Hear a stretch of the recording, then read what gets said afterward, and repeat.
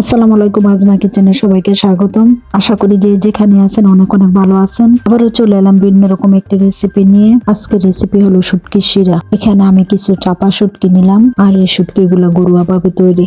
এক এক অঞ্চলে এই শুটকির এক এক রকম নাম। কেউ বলে চাপা শুটকি, কেউ বলে পুটি শুটকি। আমাদের আঞ্চলিক ভাষায় বলা হয় ফুডি হুটকি। আর এই শুটকি শিরাটা আমি নতুন আলু দিয়ে রান্না করব।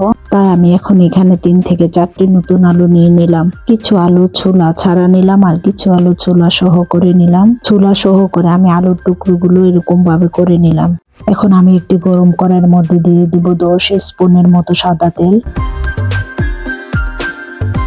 1 থেকে 2 মিনিট পরে তেলটা গরম হয়ে গেলে দিয়ে দিব শুটকিগুলো। সাথে দিয়ে দিব 1 টেবিল চামচ হলুদ গুঁড়া, 1 টেবিল চামচ লবণ।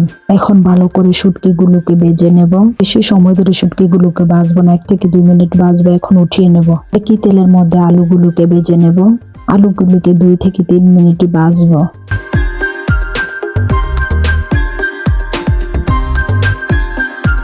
আলুগুলো ভাজা হয়ে গেছে, এখন আলুগুলোকে উঠিয়ে নিব। একই কড়াইয়ের মধ্যে দিয়ে দেব 5 থেকে 8 স্পুনের মতো সাদা তেল। তেলটা গরম হয়ে গেলে দিয়ে দেব 2টি পেঁয়াজ কুচি। পেঁয়াজগুলোকে আবারও নেড়ে চেড়ে একটু ভেজে নেব। পেঁয়াজগুলোকে একদম লাল লাল করে ভাজবো না, হালকা একটু ভাজা হয়ে গেলে এর মধ্যে দিয়ে দেব রসুন বাটা 1 চা চামচ। সাথে দিয়ে দেব 1 চামচ মরিচের গুঁড়া, 1 চামচ হলুদের গুঁড়া। মশলাগুলো দেওয়া হয়ে গেলে দিয়ে দেব অল্প পরিমাণে গরম পানি। এখন মশলাগুলোকে ভালো করে নেড়ে চেড়ে একটু কষিয়ে নেব।